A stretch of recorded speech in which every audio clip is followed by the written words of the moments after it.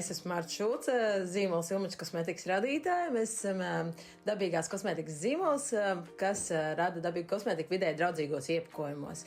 Un esam neliels ģimenes uzņēmums, bet esam ļoti ņipri un esam jau arī diezgan zināmi un ražojam visu, kas ir ķermeņa matu un sejas kopšanai, ikdienas lietošanai. Sākotnēji mums šķita, ka mēs esam tas lielais izņēmums, kas var iztikt bez reklāmām.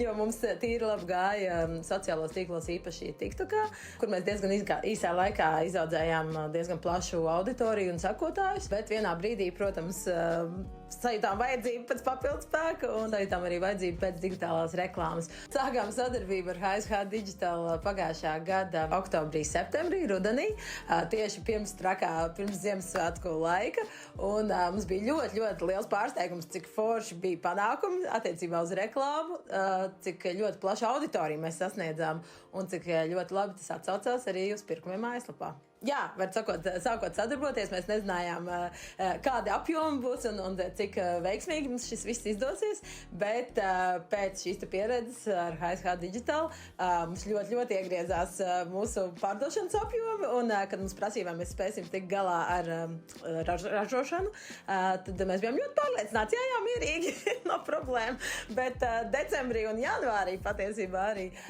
mēs sapratām, ka mums tik jāspēj saraut, jo īstenībā tiešām pārdošanas apjomi ir, es teiktu, 4-kāršojušies šobrīd, tā kā, jā, paldies.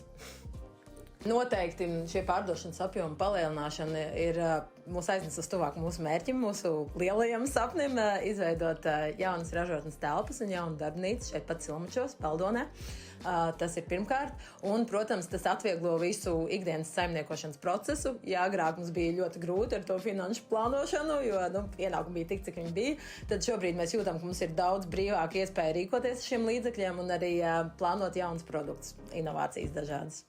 Īstenībā, pagājušā gada sākums no janvāra līdz augustam mums bija tā, ka mēs dzīvojām no algas līdz algai, varētu teikt, no tiem ienākumiem, kas nāca, mēs prātojam, kuru rēķinu apmaksāt un kam dot priekšroku, jo nebija vienkārši tos finanšu līdzekļu visiem izdevumiem, kas bija. Bet šobrīd pirmo reizi ir tā, ka tiešām atnāk rēķins, es varu atvērt savu bankas kontu un uzreiz apmaksāt tākošajā dienā rēķinu, jo šobrīd vairs nav jāizvēlas un mēs spējam apmierināt visas tās vajadzības un visas tās nepieciešamības, kas mums ir uzņēmumā.